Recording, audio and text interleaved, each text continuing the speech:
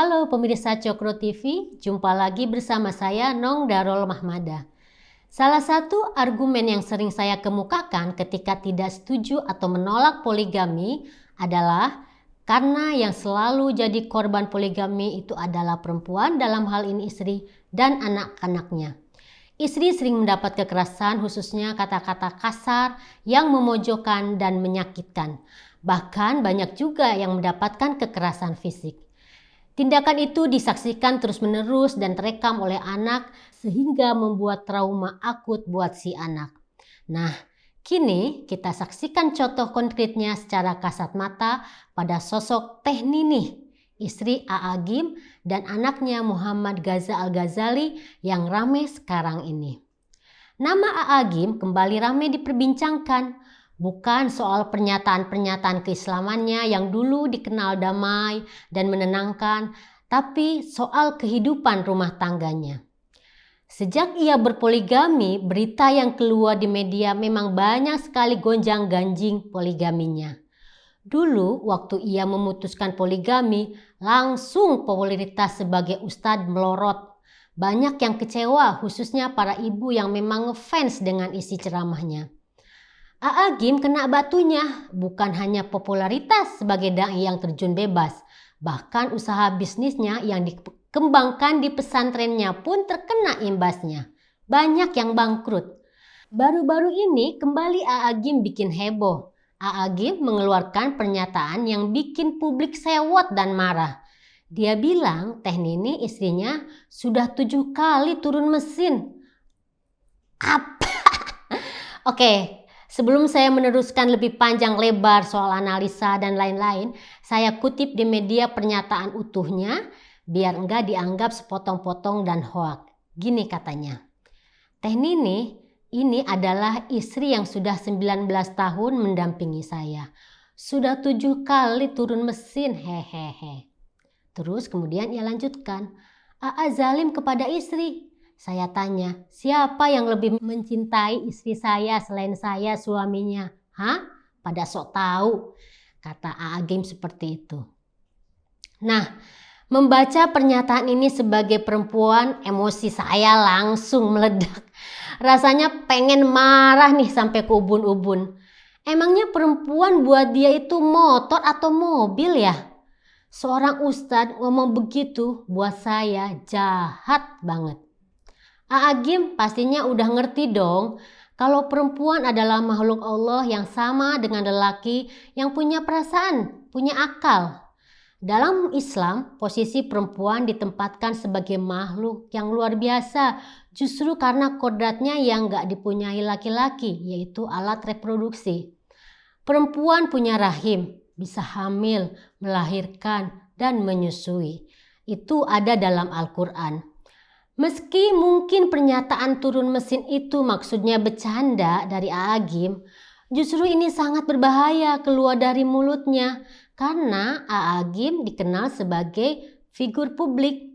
Posisinya masih seorang pendakwah yang masih berpengaruh untuk jemaahnya. Buat saya, melahirkan yang A'agim istilahkan sebagai turun mesin nggak bisa dijadikan sebagai bahan bercandaan. Dalam Islam, bahkan perempuan yang melahirkan itu disebut sedang jihad dan perempuan meninggal karena melahirkan posisinya sama dengan syahid. Jadi sungguh penghinaan yang luar biasa pernyataan Agim yang menyebut Teh Ninih 7 kali turun mesin. Padahal Teh Ninih telah berjuang melahirkan 7 anak-anaknya dengan perjuangan yang luar biasa. Ternyata bagi A'agim, istri itu hanya dianggap sebagai mesin reproduksi aja. Pandangan ini mungkin akhirnya bisa menjelaskan kepada kita kenapa A'agim berpoligami meski bersama Teh Ninih sudah menikah bertahun-tahun dan dianugerahi 7 anak. Karena pandangan dan sikapnya tidak memuliakan istrinya sendiri. Dan ini semakin dibuktikan lagi dengan pengakuan anaknya Gaza Al-Ghazali di status Facebooknya yang konon sudah dihapus tapi udah banyak dikutip media. Menurut media, kutipan Agim yang tadi saya bacakan yang ada soal turun mesinnya itu menanggapi status anaknya ini. Status itu tulisannya sebenarnya panjang banget. Saya persingkat saja ya intinya, kira-kira seperti ini. Sebagai anak, apalagi anak laki-laki ya, Gaza sangat sedih melihat ibunya diperlakukan oleh ayahnya. Dalam tulisan itu, ibunya, dalam hal ini Teh Nini, sering dibilang musyrik, munafik, menuhankan manusia, dan lain-lain. Katanya, selama 15 tahun ibunya menerima perlakuan ini dengan diam dan sabar. Kata Gaza lagi, ini saya langsung aja kutipkan ya, biar lebih clear. Rasanya cukup bagiku penderitaanmu. Sudah waktunya bagimu untuk tersenyum. Sudah cukup tangisanmu. Cukup waktunya bahagia meskipun tidak bersama-sama. Ini mengharukan banget buat saya. Nah, seperti yang kita baca di media, kehidupan poligami Agim digambarkan sangat carut marut.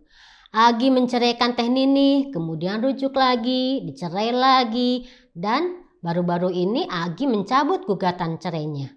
Penuh drama. Dalam Islam, seperti yang tertulis dalam Al-Quran, syarat bisa poligami kalau suami bisa berlaku adil. Dan menurut saya, di dunia ini gak ada yang bisa berlaku adil. Apalagi relasi suami istri atau pernikahan adalah soal perasaan, soal kasih dan sayang, dan tujuannya mewujudkan kehidupan yang sakinah, tentram, dan bahagia.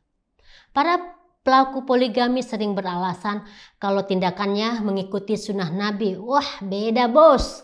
Kalian jangan coba-coba mensejajarkan diri dengan Nabi. Bila kita belajar dan merujuk pada pernikahan Nabi Muhammad secara utuh, beliau itu menikah monogami satu istri dengan Siti Hadijah itu selama 25 tahun. Nah, setelah Siti Hadijah meninggal, baru Nabi Muhammad berpoligami dan itu pun hanya 8 tahun. Jadi kalau mau ikut sunnah Nabi, mengapa bukan masa yang lebih banyak yang diteladani? Gitu dong bos.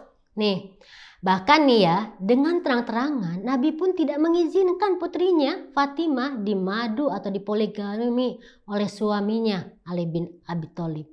Ali pun taat dan hidup monogami sampai Fatimah wafat. Alasan Nabi melarang Ali mempoligami putrinya karena itu menyakiti hati putrinya. Bila hati putrinya sakit, maka beliau juga sakit. Nah, kasus kehidupan keluarga Agim yang berpoligami ini jadi pelajaran banget nih buat kita, khususnya kaum perempuan. Karena itu, buat para perempuan, saya menyarankan atau mungkin menghimbau, jangan mau dipoligami. Apalagi kalau alasannya dibalut dengan agama. Jangan takut dibilang istri pembangkang. Jangan mau diancam istri yang gak patuh dan menolak keinginan suami poligami. Terus kemudian dibilang melanggar Al-Quran. Terus kemudian nanti masuk neraka. Gak akan mendapat surga. Bullshit banget kalau menurut saya.